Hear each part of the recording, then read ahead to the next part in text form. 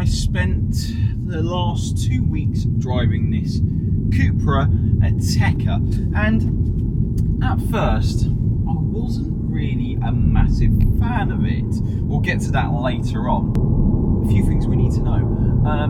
Cupra is a performance brand. It's its separate entity, which doesn't associate itself with Seat. It uses Seat cars, i.e. Leon, Ateca and so on. But this is the first to introduce the company's performance brand. As we all know, performance SUVs is a popular thing out there, and Cupra want to tackle the market. So what have we got? We've got an Ateca with a 2-litre turbocharged engine, very familiar one that you find in Golf, S3 and the Leon. It makes 296 horsepower. It's mated to a 7-speed DSG gearbox. Well, and it's all-wheel drive. I don't really need to say much about that. It's flipping quick, absolutely quick. 0 to 60 just happens over 5 seconds. You're onto a limited top speed of 155 miles an hour.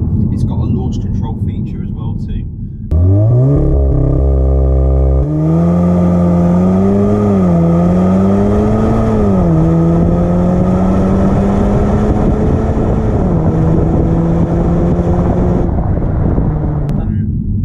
What is this car targeted at? Well, it's targeted at the sort of people who want a family practical SUV that could do a little bit of everything. That's what people want. People love SUVs. People want something that looks sporty but goes off-road, and usually that's not always the case, because when you compromise an SUV for, say, sportier handling, you're always going to find issues with it going off-road. However, I took it up a wet bit of grass this morning on a seawall bank, and the hill descent control worked really well. In fact, we can cut to a shot of that.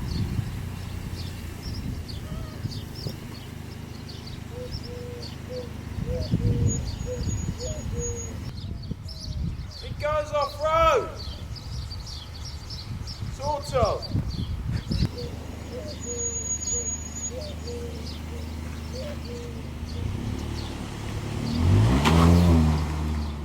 So yeah, this car can do the off-road bit, despite it having some tasty Pirelli P0 tyres, which are essentially a performance tyre. Not really anything that you'd find on an SUV. What's it like to drive? Well, it's pretty good. In terms of agility, it's not bad. It's not bad for a 1700 kilo car. It's not best in class, but you know, I'll cut Cupra slack for what you're actually getting. It's really good. You've got a driver setting here which you can switch from road to sport to Cupra. Cupra is the max attack setting. You can use the paddles, and hey presto, we're off. It does go, you sort of have to look at the speedo every time, because you can get into quite a lot of trouble with this thing if you're not too careful. However, it being really fast, there are some issues. It's the gearbox, the DSG gearbox in this car isn't quite well sussed out in terms of software, like you would get in other variants with this same gearbox and this same powertrain. In auto, it seems to hunt for gears sometimes, and on the paddle responses, I seem to not be getting a gear when I want to. The overall shifts are fine, but in terms of selecting a gear, got that. Oh look, I haven't got second. Okay, I've got second now. It seems to struggle in terms of that. What do I think of the styling? Well, do you know what? In this grey paint, I believe it's called rhodium grey, and these bronze wheels, it looks good. It looks really good. It looks really cool. It does catch a lot of attention as well too, which is quite nice.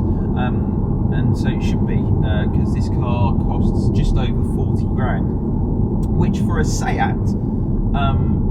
Cupra sounds a lot, But when you look at it on paper and you look at the optional equipment, this car has got a couple of packs, one of which you get the performance brakes, these Brembos, which are absolutely excellent in terms of stopping power. Pedal feel a little bit soft, and you do get some really cool bits. You get like the 360-degree view backup camera, you get this really cool TFT display, you get the panoramic roof. Yeah, it's a nice car. I didn't quite understand it at first. In fact, I was almost to dismiss this car because in my right mind I just think a car like this at this price bracket, why wouldn't you buy a Porsche Macan? That's the way I see it. But then when you look at a Porsche Macan on paper, it's about 20 grand more now. So this does come in at a bit of a bargain. Can I say bargain? I suppose I can say bargain in that respect. Normally with Volkswagen Group cars, you knock it into sport mode, make sure you have all the settings on, and then off you go, and you have launch control. With this, you have to turn the traction control off, which is a bit tricky because you've got to go into the. Why isn't there a button? Why isn't there a button to turn it off? You turn the ESC off, deactivate it, you just hear a bing. You can put it into sport mode. Left foot on the brake, right foot on the gas, holds the revs at 4,000, and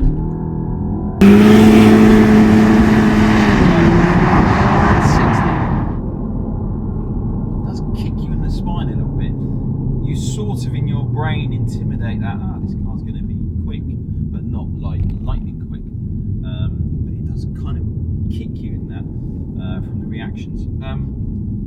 To drive, it's pretty good. The ride is in normal mode okay, but once you start jumping it into Cupra mode, which is what you want because you get the nice throttle response and you get the nice steering wheel, etc., the ride tends to get a little bit busy, a bit too busy at times. So what I like to do is just knock it back in sport and knock the gearbox into sport. In fact, I actually enjoy driving this car in the sport auto setting. I don't really bother using the paddles. You just sort of kick down and off you go. It's deceptively quick. My only gripe with this is, one, there's already a car that will become a Cupra in the future soon, which may or may not outline the Ateca for a little bit less money, and that's the Leon Cupra ST, the estate. First off, practicality wise, you're getting more boot space. Ergonomically inside, it's nice.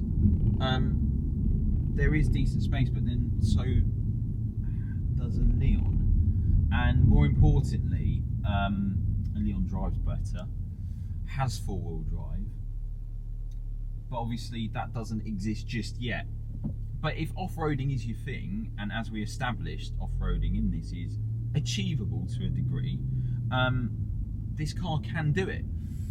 So where does this car sit at in the performance SUV market? Because you've got so many of them out there. You've got the, well, let's start with the lowest pegging field. You've got the Porsche Macan, the Mercedes GLC 43 and 63, Stelvio, Quadrifoglio, X3 M40i. They've just announced the X3M.